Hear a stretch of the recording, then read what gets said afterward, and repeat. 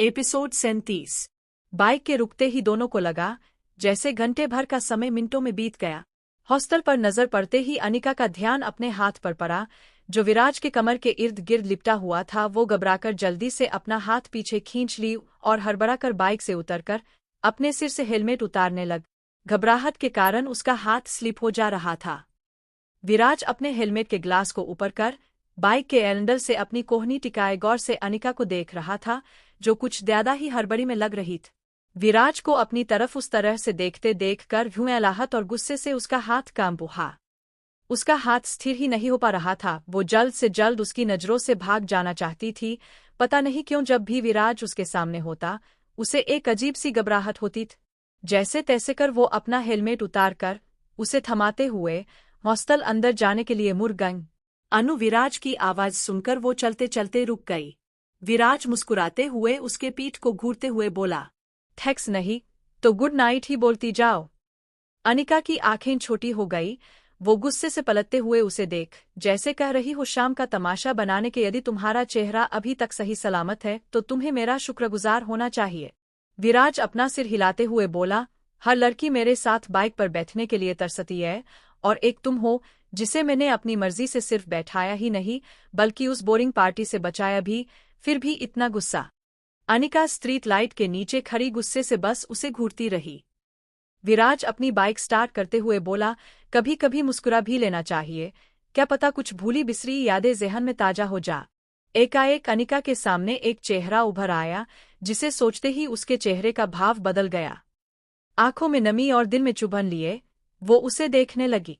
कुछ चेहरे, कुछ यादें हमेशा दिल के किसी कोने में दफन होते हैं जिन्हें बस एक होखे की जरूरत होती है और वो आपके सामने किताब की तरह खुल जाते हैं। बाइक की तेज घरघराहट सुनकर अनिका जब अपने सामने देखी तो विराज जा चुका था। उड़ते धूल के साथ विराज रात के सन्नाटे में कहीं ओझल हो चुका था।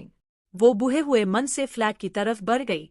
विराज दिव्य विवान और संजना फार्म हाउस में कविराज जी के साथ खाना खा रहे थे। कॉलेज की बातें चल रही थी लेकिन विराज चुपचाप बैठा हुआ था। आज उसके चेहरे पर कोई रौनक नहीं थी। कविराज जी दिव्य की तरफ देखते हुए आंखों ही आंखों में विराज की तरफ इशारा करते हुए बोले, इसे क्या हुआ? दिव्य भी इनकार से अपना कंधा उठाया जैसे उसे कुछ पता ही नहीं था। कविराज जी को सबके सामने कुछ भी पूछना अच्छा नहीं लगा, इसलिए जब सब सोने के लिए जाने लगे तो उन्होंने विराज को अपने पास रोक लिया। सबके जाते ही कविराज जी विराज के पास बैठते हुए बोले, जब से आप आए हैं तब से हम नोटिस कर रहे हैं आप कहीं खोए हुए हैं, कोई बात है क्या जो आप बेचैन दिख रहे हैं? विराज अपनी सांस छोड़ते हुए बोला, दादू अनजाने में किया गया गलती, क्या गलती में कंसीडर होता है? कविराज जी अपना चश्मा उतार कर टेबल पर रखते हुए बोले, ये तो डिपेंड करता है कि आपकी उसकी गलती का इफेक्ट सिर्फ आप तक ही रहा या फिर किसी और को भी उसकी वजह से तकलीफ हुई। यदि आपकी गलती आप तक ही सीमित थी तो फिर वो गलती में कंसीडर ही होगी, क्योंकि हम इंसान अपने हर एक गलती से कुछ न कुछ सीखते हैं।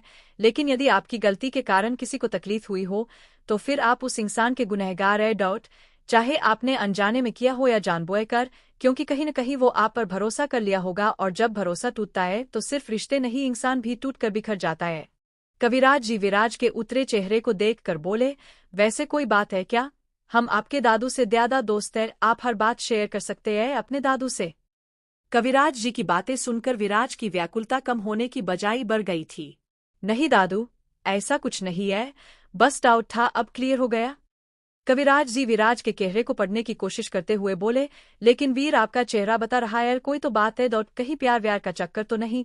विराज तुरंत अपने चेहरे के भाव को बदलकर मुस्कुराते हुए बोला, दादू आप भी ना, क्या आपको नहीं पता, मुझे इन सब पर बिलीव नहीं है।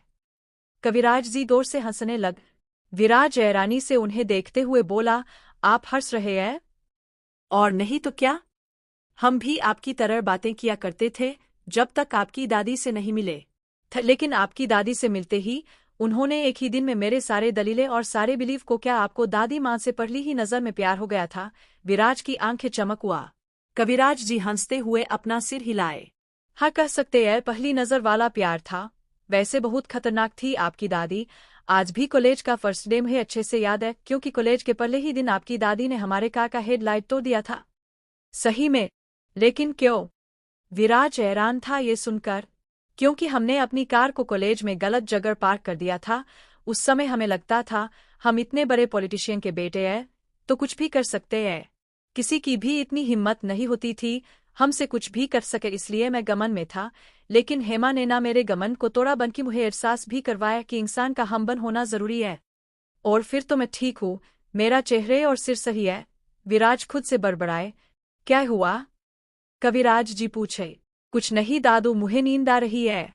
विराज जल्दी से खड़े होते हुए कविराज जी के गले लग उन्हें गुड नाइट बोला और अपने कमरे में आकर बिस्तर पर धम्म से गिर पड़ा और सीलिंग की तरफ देखते हुए धीरे से बोला, सॉरी फॉर एवरीथिंग।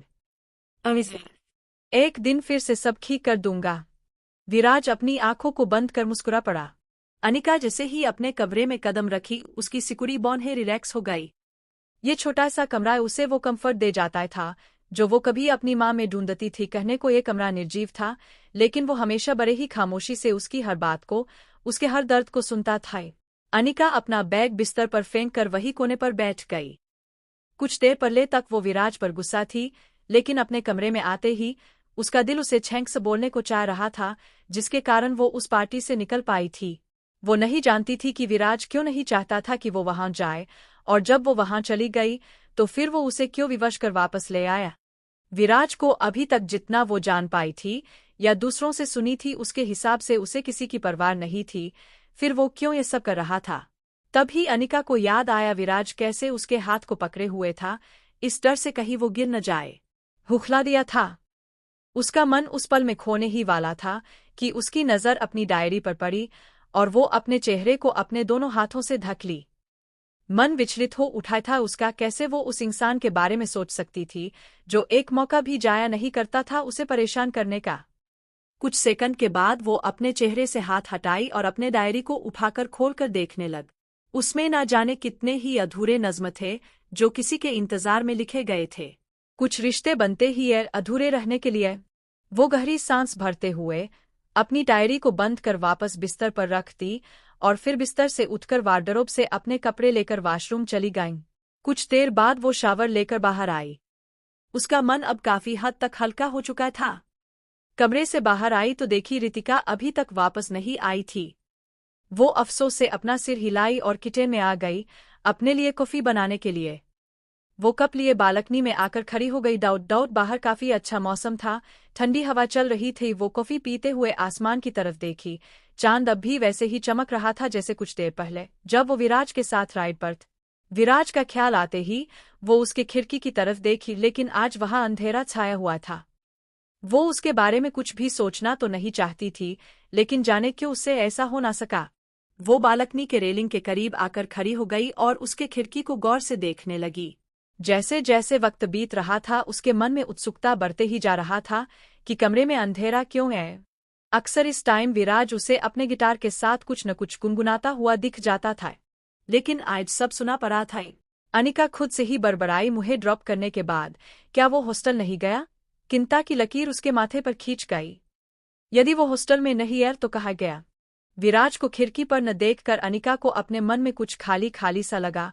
उसे समझ नहीं आ रहा था कि ये खालीपन उसके न होने से है या फिर उसके आवाज को न सुन पाने से।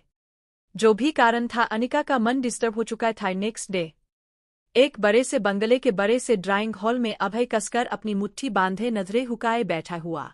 तभी एक पेपर उसके चेहरे से आ लगा, जिससे उसकी आंखें बंद हो गई। हॉल में गूंजती आवाज उसके कान में पिघले शीशे की तरह चुभ रहा था। अपना चेहरा दिखाते हुए, तुम्हें शर्म नहीं आ रहा? एक काम दिया था वो भी तुमसे नहीं हो पाया। वो हकलाते हुए धीरे से कहा, डैड मैंने पूरी कोशिश की थी। यदि कोशिश की होती तो इस तरह एक्सक्यूज नहीं दे रहे हो जब देखो लड़कियों के साथ घूमते रहते। अभय ने डरते हुए कहा, लेकिन डैड वो बिल्कुल अलग है। अलग तो होगी ही ना, तुम्हें पता भी है वो कौन है? अंकिता चतुर्वेदी की बेटी है वो। और एक वही है जो हमारी डूबती नाव को पार लगा सकती है। लेकिन तुम्हें अपनी अय्याशी से फुर्सत मिले तो दुनियादारी की समझ आएगी। लेकिन डैड मैं कोशिश तो कर रहा हूं, लेकिन हर बार वो विराज। उसके डैड बीच में ही चिल्ला पड़े, खामोश, अपनी नाकामी का इल्जाम दूसरे पर मत थोपो। मुझे कोशिश नहीं बस रिजल्ट चाहिए, चाहे इसके लिए तुम्हें किसी भी हद तक जाना पड़े। वो एक पारस का पत्थर है, जिस पर भी हाथ रखेगी वो सोना हो जाएगा। उसके लिए उसकी मां किसी भी हद तक जा सकती है और इसलिए जब तक कामयाब न हो जाओ, मुझे अपनी शक्ल मत दिखाना। ये कहते हुए आदर्श चौहान गुस्से से तमतमाते हुए अपने असिस्टेंट के साथ बाहर निकल गया। उनके जाते ही अभय गुस्से से अपने सामने रखे ग्लास को उठाकर फर्श पर दे मारा। शीशे टूटने की आवाज पर रिद्धि चौहान भागते हुए बाहर आईं। ये आवाज कैसी है? लेकिन तब ही उनकी नजर अभय पर पड़ी, जो गुस्से से फर्श पर बिखरे शीशे को घूर रहा था। एक सर्वेंट को इशारा कर साफ करने को बोली और खुद अभय के बगल में आकर बैठ गई। अभय का हाथ अपने हाथ में लेते हुए बोली, यदि ये गुस्सा ग्लास पर न उतार कर उस पर उतारते जो तुम्हारे डैड ने कहा है तो अच्छा होता। मॉम आप भी? अभय अविश्वास से देखा। वो अपना सिर हिलाते हुए बोली, हाँ मैं भी। कुछ चीजें वक्त के साथ समझ में आती है, इसलिए ध्यान दो जो डैड ने कहा है उस पर। यह विरासत तुम्हें ही संभालनी है आगे चलकर, लेकिन तभी जब वो बचेगा और तुम भी अच्छे से जानते हो तुम्हारे डैड का विजन क्या है। अभय कुछ नहीं बोला, बस गुस्से से उठकर अपने कमरे में चला आया। उसे जितना गुस्सा अपने डैड पर आ रहा था उससे कहीं ज्यादा गुस्सा उसे विराज पर आ रहा था। डायरी कहानी पसंद आ रही है तो लाइक शेयर और कमेंट जरूर कर।